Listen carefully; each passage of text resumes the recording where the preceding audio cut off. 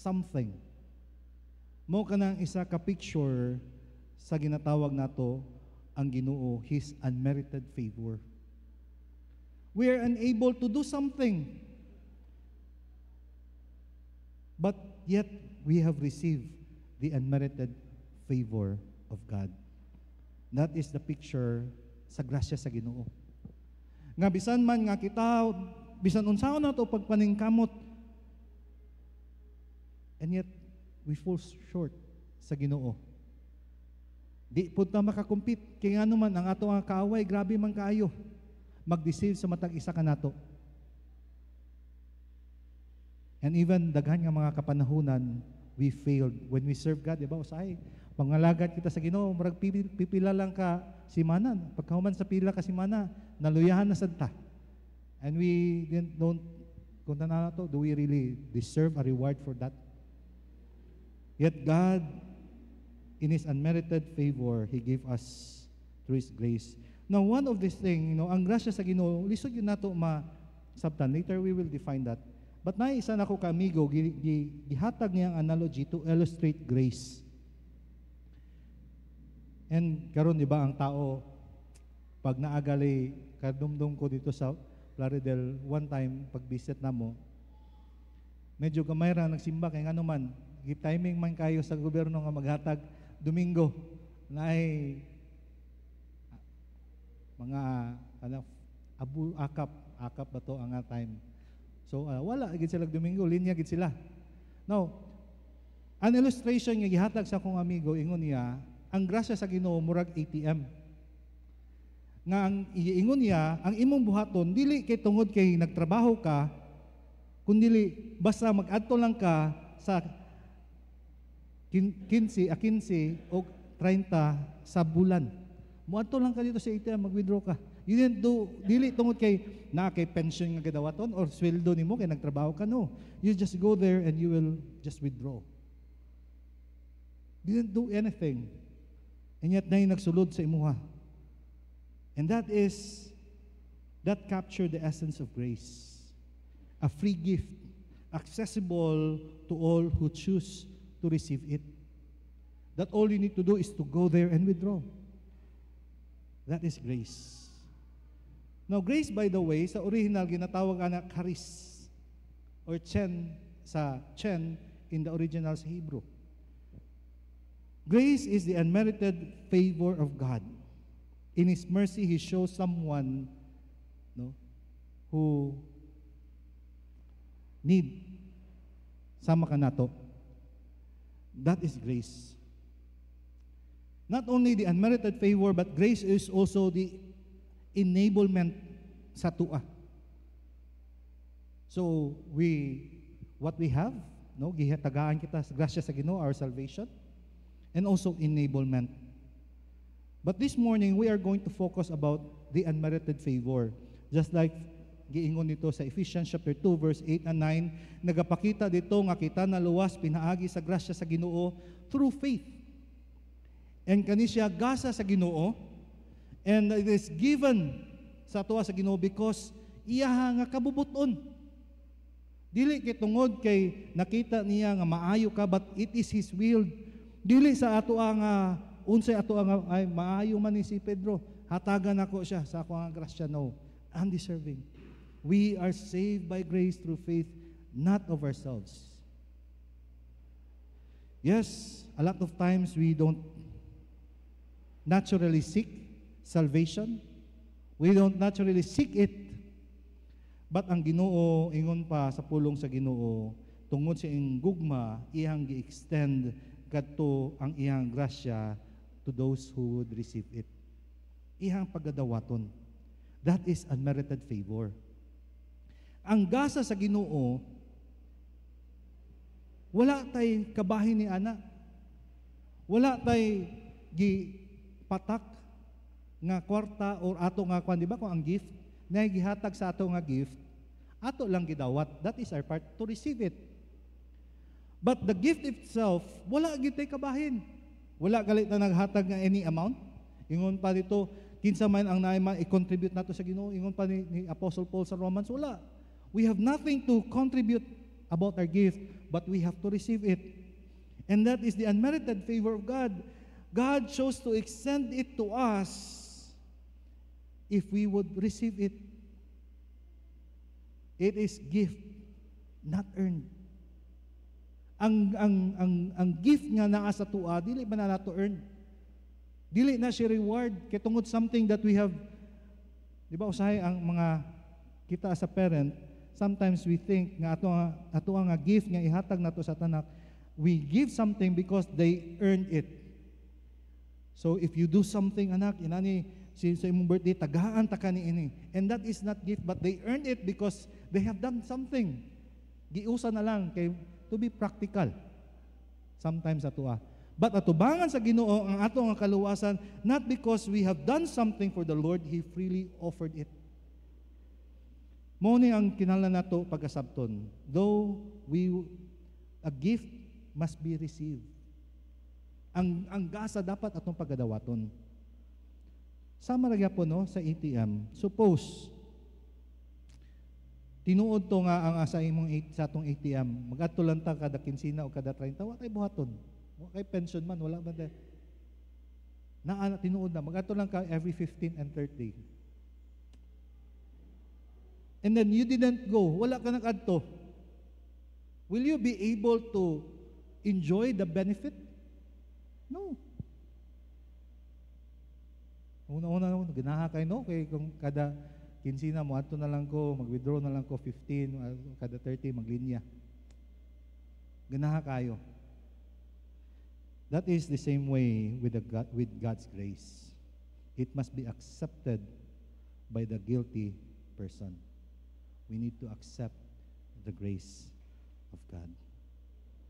But in order for us to really appreciate, to accept that free gift, we need to understand our need of His grace. Atong sabton sa, unsa atong need sa grace, busa si Apostle Pablo, gihatag niya, na ang pulong diri sa Ginoo, starting from verse 20, ingon diri sa verse 20 of Romans chapter 3, ingon dira, therefore, no one will be declared righteous in God's sight by the works of the law. Rather, through the law, we become conscious of our sin. But now, apart from the law, the righteousness of God has been made known, to which the law and the prophet testify. This righteousness is given through faith in Jesus Christ to all who believe it. There is no difference between Jew and Gentile, for all have sinned and fall short of the glory of God. We must understand first that in order for us to know our need of God's grace, we need to understand that the law itself exposes our unrighteousness before God. Atong pagkatanahon kani ang pulong sa Ginoo, because starting in verse 20, ingon diri sa verse 20, therefore, si Apostle Pablo, ingon niya, therefore, he was referring to the previous verses starting from verse 11, going down to verse 19. Gipakita niya, ingon pa dito starting from verse 10, therefore, there is none righteous, not even one. There is none righteous. There is none who understand. There is none who seek for God. All have turned aside, and they have become useless. There is none that does good, there is not even one. Wala gid sa tuwa. Bisan pa ang balaod, bisan ingon niya, he connects sa previous nga nagapakita that we are all guilty. Ang atong mga baba, walay maayo nagagawas. Ingon pa dira sa pulong sa Ginoo, daghan og mga pamalikas, daghan nga mga dautan nga mga butang nagagawas sa atong mga baba. Walay maayo sa tuwa.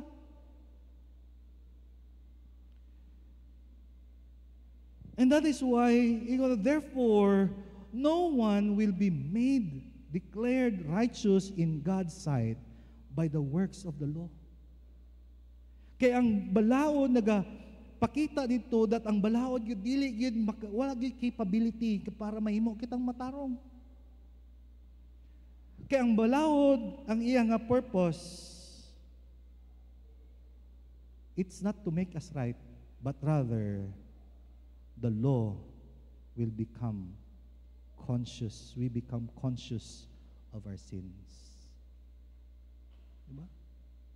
Di na to may balaan nga sayop ang isa ka butang. Ganun nag-iingon pa sa Joslar, atong pag-parking di ayo sa yellow box. Dito ko nga sayop atong kay nag-request na ang taga TMC nga ayo sa yellow box. Di na to may balaan ang nga sayop ta kung wala ang balaod. And that is why the law, ingon pa sa pulong sa nagapakita, the law will act as a mirror sa matag isa nato nga kinabuhi that reflects our shortcoming. It reveals our need for a different solution.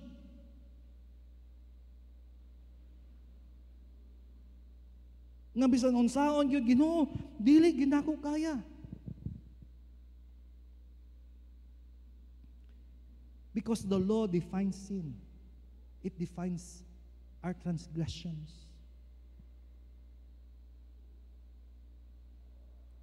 And the law does not provide the power to overcome it. Yet the law would continue to pull us down. Diba? Samot na pagaluyahan, lisudag kayo. Ingon pa sa James, bisan pa nabuhat nimo ang siyam kasugo and you did not do what nimo nabuhat ang isa, you are still guilty of all. Samot gyud taluyahan. And that is why the law exposes who we are. Nagpadayon sa si Apostle Paul, but now, ingon niya, but now, he now shift nga kumbaga, luya na kay tagrabi na.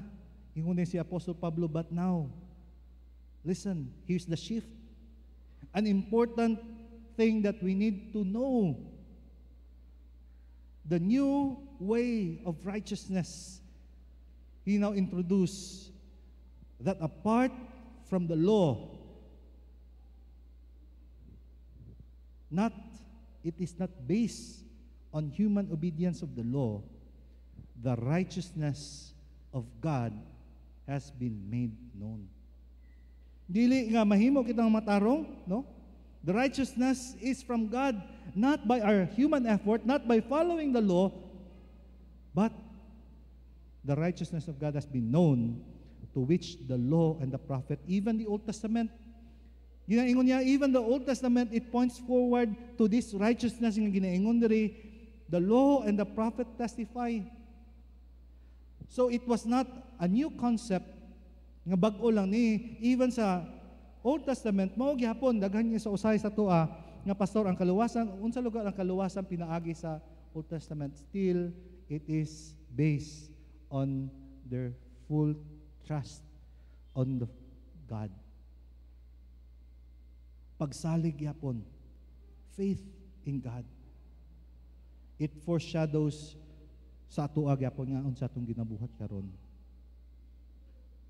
So the righteousness is given sa atoa pinaagi kay Jesucristo. And that is why Apostle Paul continues, this righteousness is given through faith in Jesus Christ. But pasabot that we receive God's righteousness pinaagi sa unsa man ato nga pagsalig. Ingon dili gyud dito sa pinaagi sa pagtuman nato sa balaod.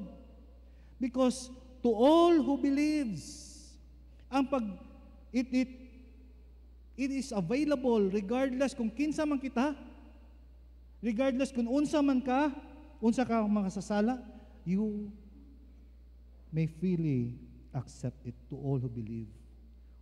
Unsa man imong background, unsa imong ethnicity, unsa ang color sa imong panit, to all.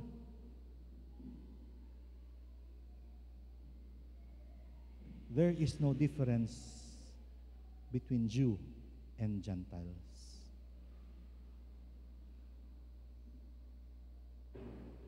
It is the universality of sin and the universality of availability sa kaluwasan sa Ginoo. Salvation is through faith.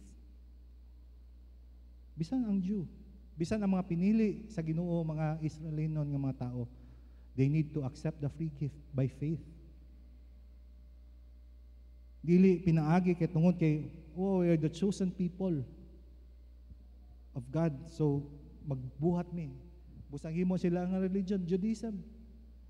But the word of the Lord, even si Paul, sa pulong sa Ginoo nagapakita ginito that all of us need the grace of God. Why? Because all have sinned and fall short of the glory of God. All. Tanan kita. That is why we need justification. We need the grace of God. No one can be perfect by obeying the law. We fall short of God's glory. And that is the consequences. We miss ang standard sa Ginoo. Bisan unsaon gyud nato pagtuman sa Ginoo, di gyud nato kaya makomply ang iyang demand. And that is why ingon sa pulong sa Ginoo, therefore no one will be declared righteous because all of us have sinned and fall short of the glory of God. So now we understand nga naman ang function sa balaod, dili nga kita para mahimo kita nga matarong at tubangan sa Ginoo, kundi ang function nga gihatag sa Ginoo ang balaod para may bal-an nato unsa ang Ginoo, unsa ang sala, to define sin and to make us aware of our transgression against God.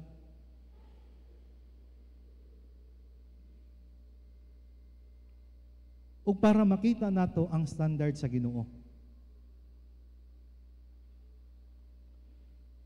So the sin, sa akong giingon diha, it acts as a mirror. It acts as, it reflects our imperfection. It reflects kung kinsa gid kita. Ang ato ang kakulangon sa gahom para kita mahimo nga putli at tubangan sa Ginoo.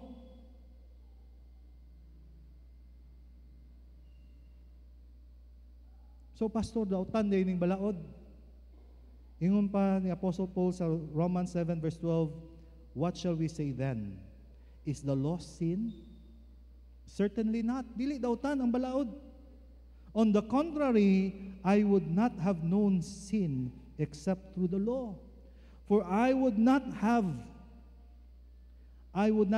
known covetousness unless the law had said it. So, ang balaod dili man dautan. Kundi ang balaod nagapakita kanato unsa kita. Unsa ang Ginoo, kinsa ang Ginoo. So, dapat masabtan nato nga ang pagtuman sa balaod dili gid kani makahimo sa atong matarong. This is what God wants us to see. Ang pagtuman sa balaod dili sad nga kahimahimo kita nga acceptable kita at tubangan sa Dios.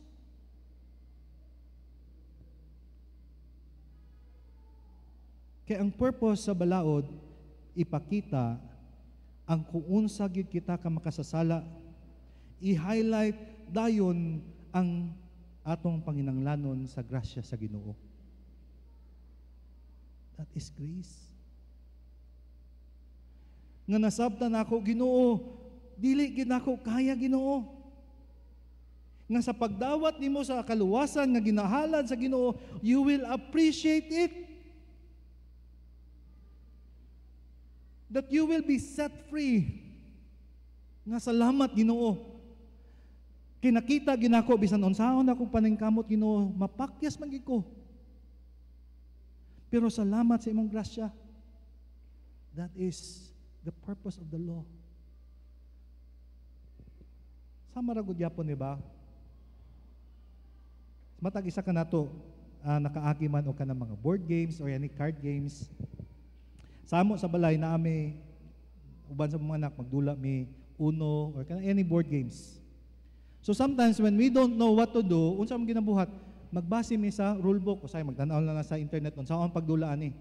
But the rule book nagapakita ka nato sa isa ka game, sa rule book sa isa ka game, it reveals to us, it show us what not to do and what you can do.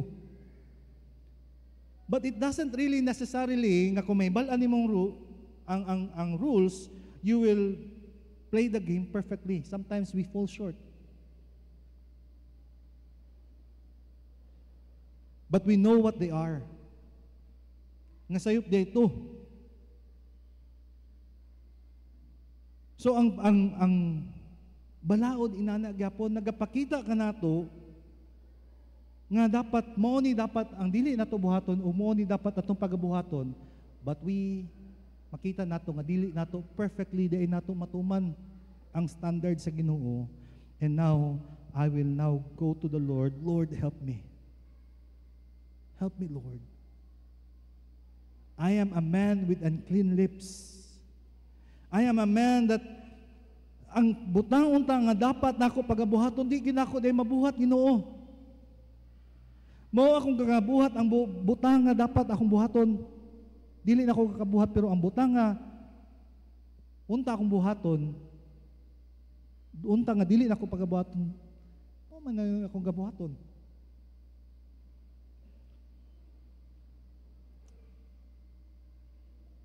So, all in all, our need for grace, we need to understand that ang balaod mo'y nagapakita ka nato nga kinahanglan kita sa grasya sa Dios ug si Jesucristo nga atong manluwas.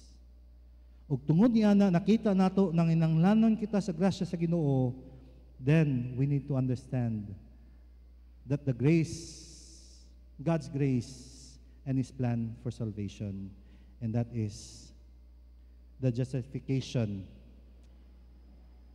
is a free gift of God's grace.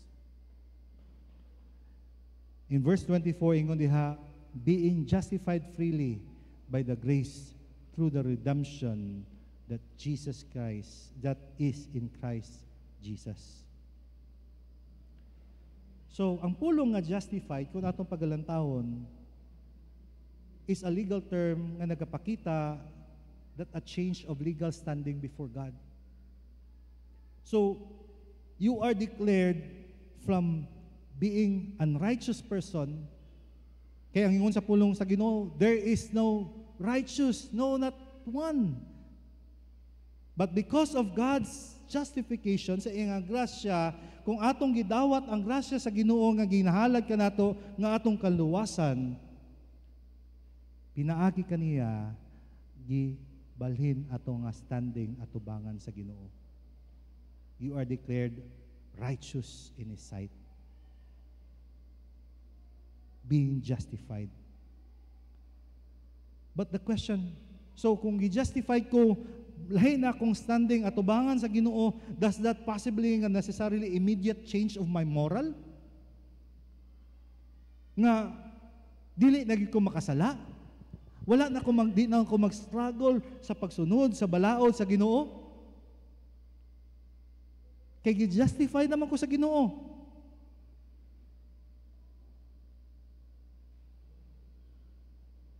No. We are still in progress. Busa na yung mga kuan nga ato nga sanctification, hinahinay ang paglihok sa Ginoo sa atong kinabuhi, as we allow God to work in our life. You see, this justification, ang pag-justify ka nato, dili gyapon, wala kitay labot. Kaya makita nato ang pulong diha nga freely, justified freely. The complete absence of human contribution of earning this status. Free.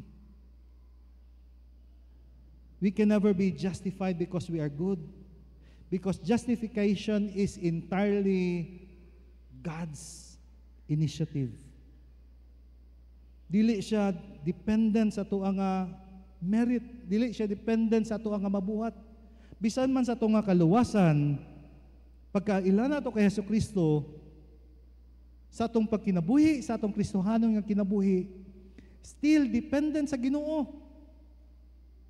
Nga sa ato ang paglakaw sa atong Kristohanon nga kinabuhi, we need to continue to depend on Him.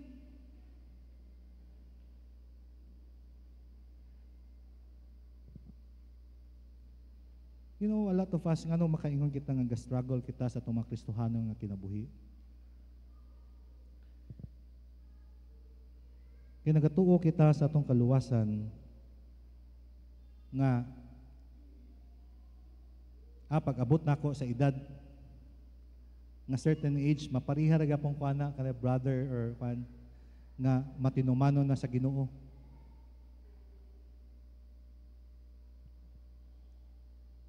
We need to continually depend on God. It is still entirely on God.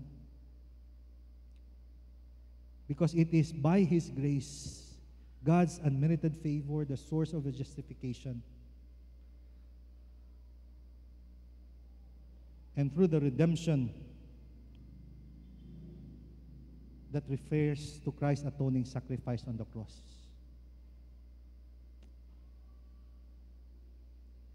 And that is in Christ Jesus. So that is dependence atong union sa Ginoo. Kung tan-aw nato ang mga definition anang ang mga pulong sa Ginoo, ang ato gyud nga kaluwasan is nagatanggal gyud ang grasya sa Ginoo, nagatanggal sa possibility nga ang salvation ma-achieve sa ato nga unsa atong mabuhat sa atong cooperation sa ato nga pagpaningkamot, dili gyud mga igsuon. Kaya ang ato nga kaluwasan nagapakita kanato nga grasya ra gyud, all by the grace of God. Wala gyud.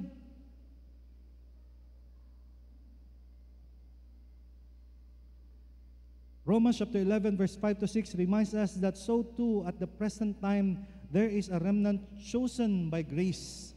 And if by grace, then it cannot be based on work. If it were grace, and if it were, grace would no longer be grace. Diba? Gipakita sa matag isa ka nato, ang atong nga kaluwasan is grace alone. Kay kung pinaagi sa ato ang maing buhat, then dili na siya grasya sa Ginoo. Salvation is all of God. Ang ato nga kaluwasan pinaagi ra gyud sa Ginoo. God's grace is a gift. Gift gyud na siya, gasa gina. Romans chapter 5 verse 15. But the free gift is not like the offense, for it by one man's offense many died, much more the grace of God, the gift by the grace of the one man, Jesus Christ, abounded to many. Muni ang pulong sa Ginoo nagapakita nato sa kanato nga ang sin, though ang sin naga-abound yun, pero ang grasya sa Ginoo is much greater. Kay gipakita dira ang comparison kay Adam o kay Jesus Christ. Kay si Adam sa panahon siya, he choose nga mag-decide siya kung which is good for me. When he failed there at the garden, atong na-inherit ang sala. The act of Adam brings condemnation, but the act of the Lord Jesus Christ at the cross, it brings justification and life. The abundance of grace nagapakita kani ang grasya gyud sa Ginoo sa matag isa nato ng kinabuhi. You see, tan-awa gali ng pulong diha nga much more nga pulong. Nagapakita diha sa kadako sa grasya sa Ginoo. Though ang sin is grabe ka abunda, pero ang grasya sa Ginoo mas lamang yun. It outweighs the impact of our offenses. So, salvation, justification is a free gift of God's grace to every one of us. Yet salvation is possible through faith in Jesus Christ alone. Verse 26, He did it to demonstrate His righteousness at the present time, so that as to be justified and the one who justifies those who have faith in Jesus Christ. So ang cross kung atong pagalantawon is the perfect intersection of God's justice and mercy. He is just and the one who justifies. Ang Ginoo, wala niya gibiyaan ang iha nga pagkamatarong. Iha gyapon pagahukman. Yet He justifies. Ang standard sa Ginoo nga pagpanish sa sala, wala ka na nawala. Pero iyang ginahalad gihapon ang kapasayloan. And that is justification.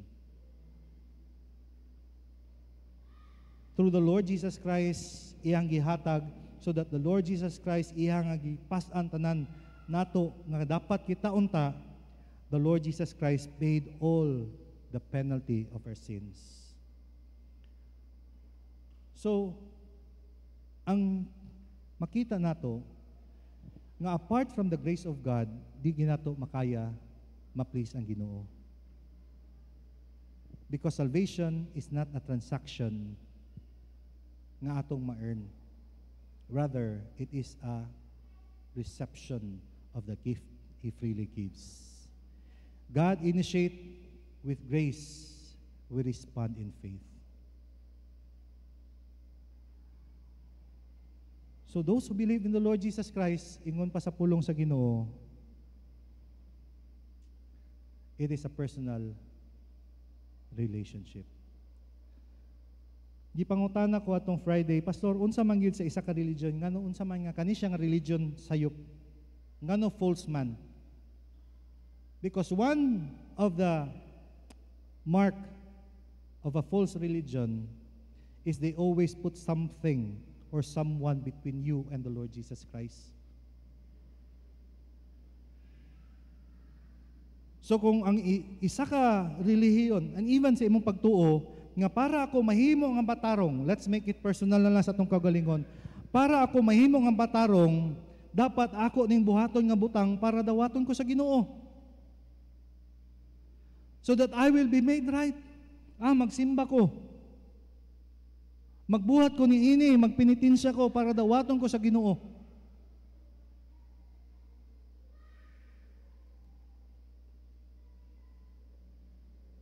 That is wrong. Kaya atong relasyon sa Ginoo is a personal relationship that we need to cling on, to trust on the finished work of the Lord Jesus Christ. Sa Old Testament system of worship, ang mga Israelites, nagadala sila sa ilang hala diha, they bring it to the priest, ilang sacrifice, and it is pointed to the ultimate high priest. They believe nga pinaagi ni hala, ngayon sa Ginoo, nga ilang magadala sila animal sacrifice, wala sila nagasalig sa ilang priest, nga mo'y maghalad, but rather, ang ilang panghalad dito, mo'y maghatag og kapasayloan sa ilaha. That is the Lord Jesus Christ. So the Old Testament, karon in the New Testament, we come directly to God through the Lord Jesus Christ. Busa bitaw, subo bitaw, nga daghan nga mga panghuna-una karon sa mga tawhan. Magbuhat ko niini kay para ako mahimo ako nga matarong sa Dios. Uban nga mga katudloanan sa simbahan, dapat inani inyong pagabuhaton. Do good things so that you will be saved. You must be present on time kay sirado na mo ang portahan kay para kung abot ang Ginoo, mulupad ang simbahan kamo nga wala na late, dili na mo makaadto sa langit.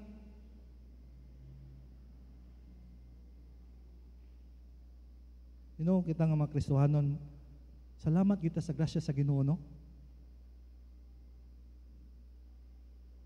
But let me say this. Because the grace of God abounds, ingon pa na Apostle Paul, shall we continue in sin? No. God forbid. Kay ko ang tinuoray gyud ay nga nakasabot sa grasya sa Ginoo, anaapod ang iya nga pag-embrace sa Ginoo nga no matter what, He will count the cost to glorify God in his life.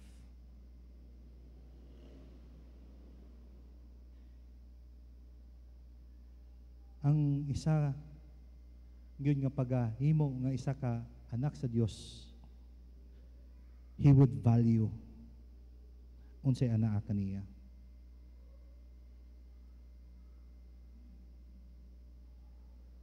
I don't know, no? This is just my observation. Maybe siguro kulang ta sa pagsabot sa pulong sa Ginoo. I'm not questioning your relationship with the Lord, but rather, how is our love for God? Knowing that ang atong nga kaluwasan, wa gid tay nahimo nga kabahin. Di ba kung usahay ko naa kitay contribution, murag usahay labi na kung dako ato nabuhat bitong nga party sa isa ka project, murag ako be kung party ana, so dapat privilege gid ko. Usahay ko naghuna-una kita nga tungod kay faithful akong mga ginikanan sa pagsimba, ako nga mapamilya, ako faithful pug ko nagasimba, usahay murag privilege kita. So di kinato ma-appreciate atong nga kaluwasan. Sabi tayo ngon, for by grace you have been saved through faith, and that not of yourselves, lest anyone should boast.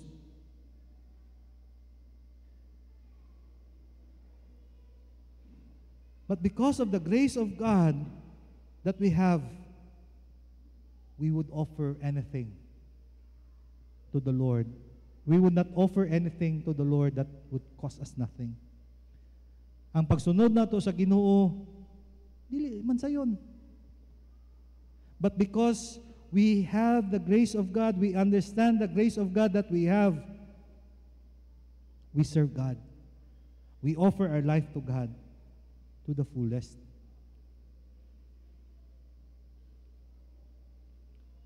Salvation is a personal relationship.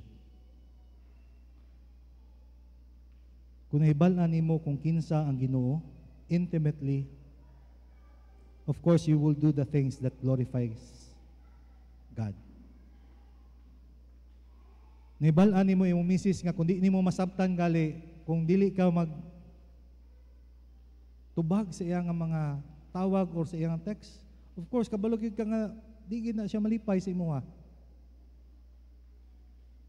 Mao gyapon sa atong relationship sa Ginoo. Kung nahibalaan nato kinsa ang Ginoo sa atong kinabuhi, then we would do things for God, for His glory. It is still by grace, igsoon. Ang ato ang pangalagad sa Ginoo, enablement. Later, I will share more on about enablement, but now, it is about the things na unmerited favor. This is the grace karon nga atong pagalantawon. I'll end with this verse in Romans chapter 4, verse 4. Now, to the one who works, wages are not credited as a gift, but as an obligation. Di ba? Ang sweldo, wala siya ginahatag